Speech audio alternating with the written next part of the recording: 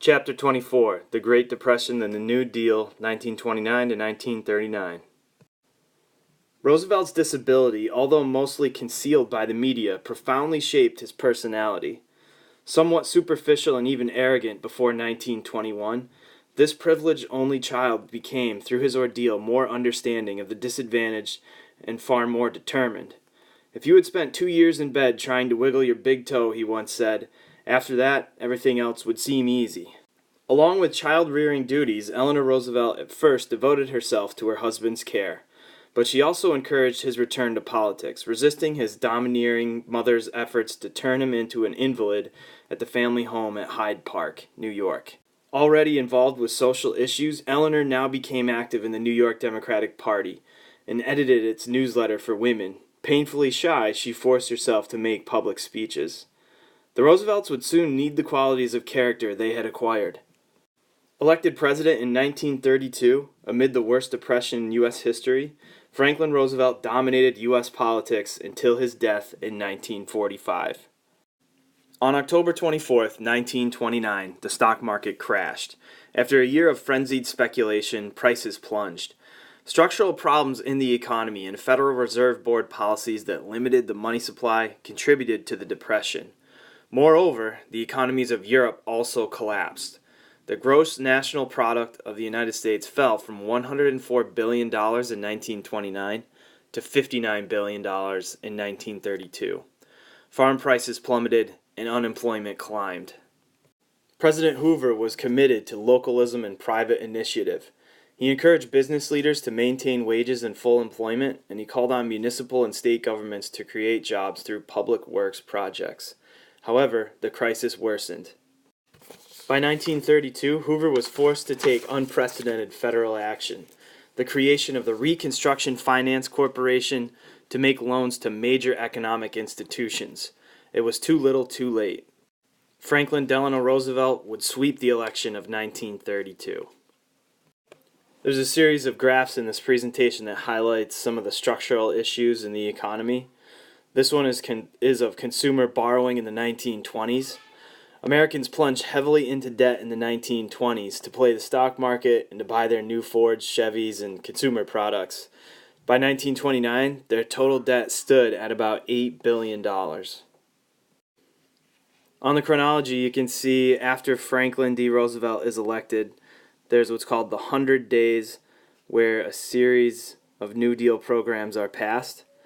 Later on in 1935, you also get a second wave, which includes some long-lasting New Deal programs like the Social Security Act. This series of graphs shows the statistics of hard times. There's figures on the gross national product, personal income, unemployment, the stock market, and business failures. They all show the Depression's shattering impact, with gradual and uneven improvement as the 30s wore on.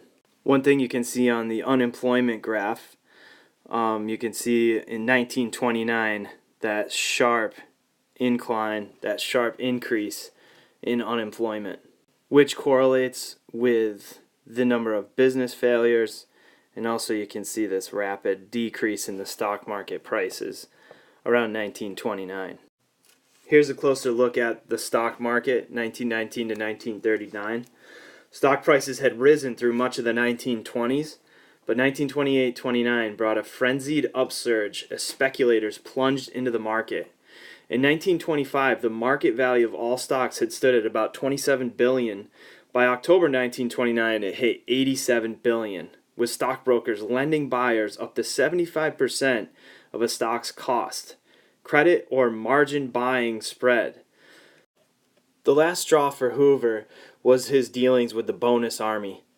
In 1924, Congress had voted veterans a bonus stretched over a 20-year period. In June 1932, some 10,000 World War I veterans, many jobless, descended on Washington to lobby for immediate payments of these bonuses.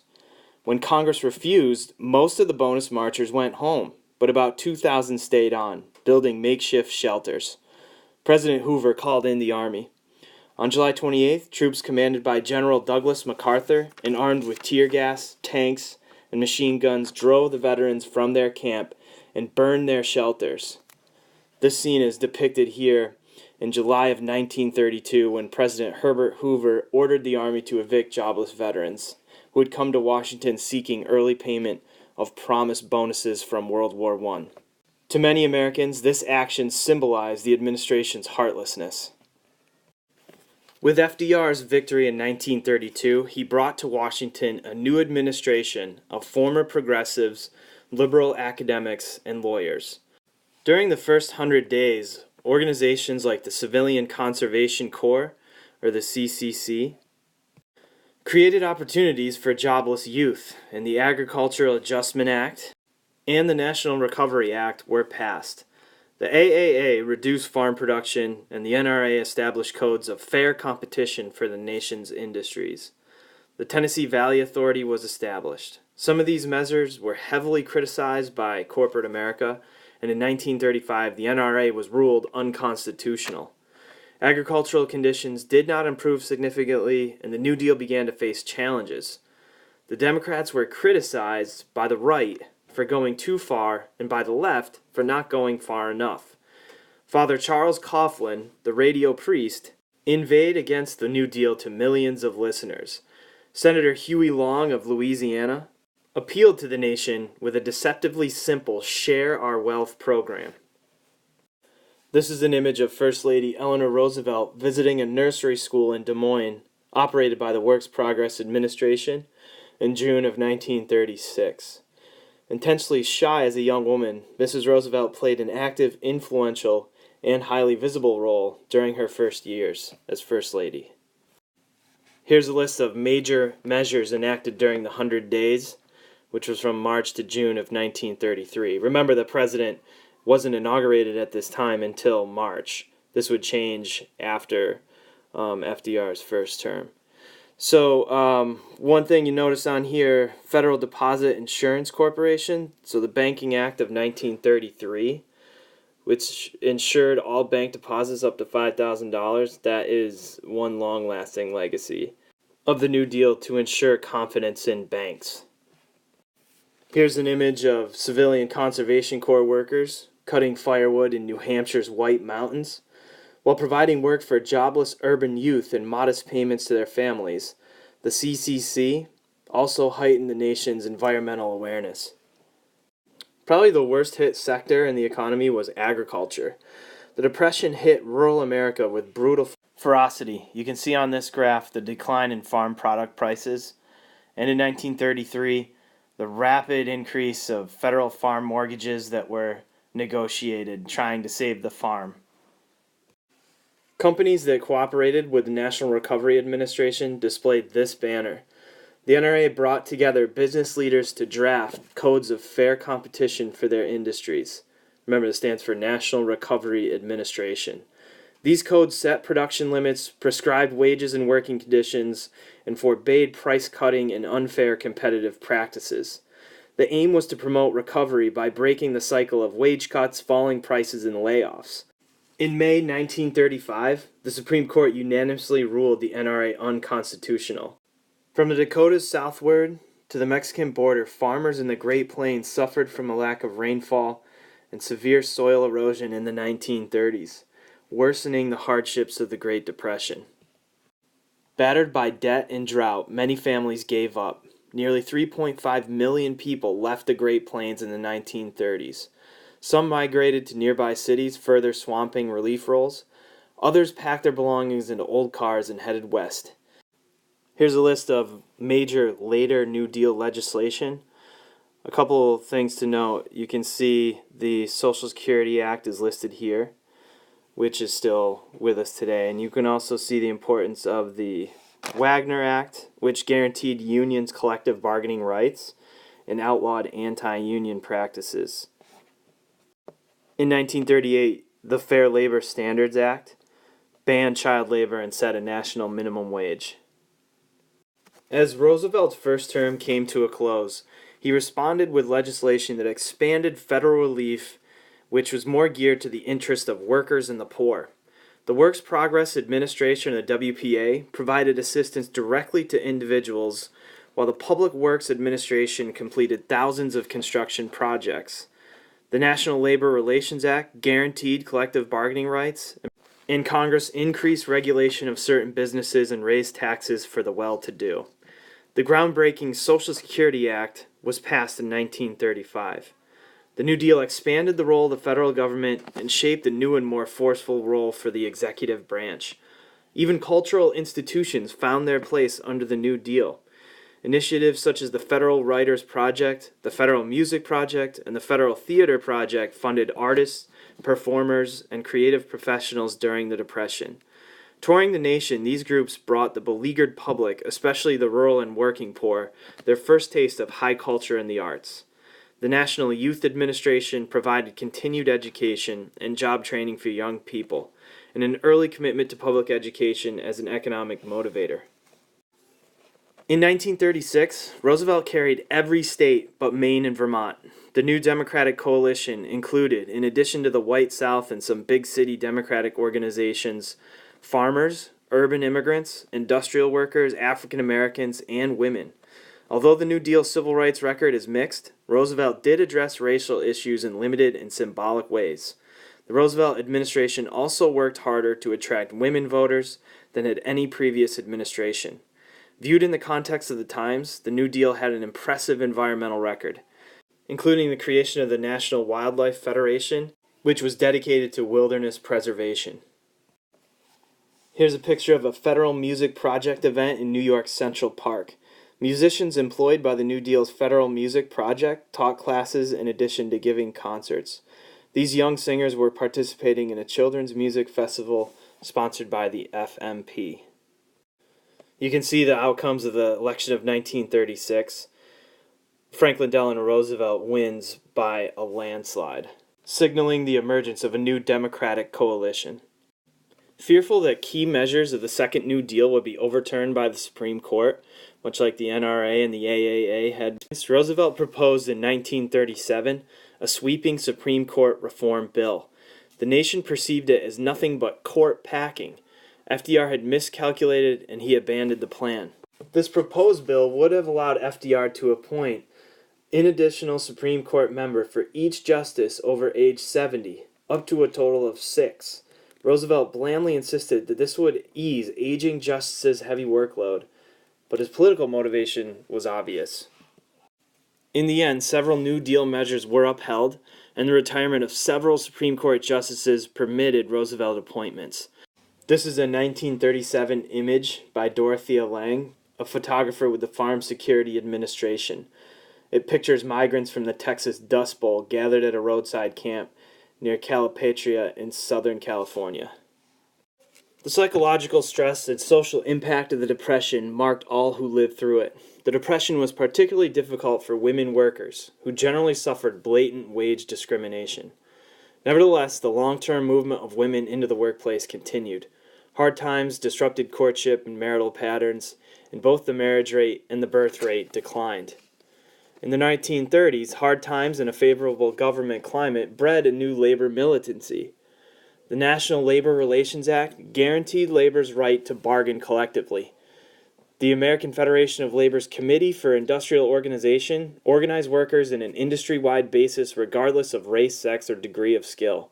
Big steel companies recognized the Steelworkers Union in 1937, and after a bloody struggle, smaller companies did so as well. In the auto industry, the drive for unionization was marked by a successful sit-down strike at General Motors. Union membership in the United States soared. The unemployment rate among African American industrial workers far exceeded the rate of whites. Lynchings and other miscarriages of justice continued. The National Association for the Advancement of Colored People and other African American organizations kept up their efforts against discrimination. Hispanic Americans also endured rising hostility. 500,000 Mexicans returned to Mexico in the 1930s, some voluntarily, others through court-ordered repatriation. Native Americans, who had suffered greatly under waves of government intervention that separated them from the large majority of land promised to them under the Dawes Act of 1887, found some relief during this period under the Indian Reorganization Act of 1934. More limited than its sympathetic instigators had planned, the Indian Reorganization Act allowed for limited tribal self-government, stopped the sale of Indian land to outside sources, and reclaimed the titles to previously confiscated land. As a reflection of the strength of unions in the 1930s, this shows Anne Burlack encouraging striking Fall River, Massachusetts textile workers in 1934. Burlack was a former mill worker and Communist Party member, nicknamed the Red Flame. She was an organizer for the National Textile Workers Union. This highlights the increase of labor union membership from 1933 to 1946. The CIO's industrial unions grew rapidly with passage of the Pro-Union National Labor Relations Act in 1935. The standardization of mass culture proceeded apace in the 1930s. The psychological burden of the Depression led to an outgrowth of largely escapist and comical fare. Radio proved vastly popular, with comedy shows and afternoon soap operas leading the way. Movies also were extremely popular in the United States during the Depression, especially comedies and musicals.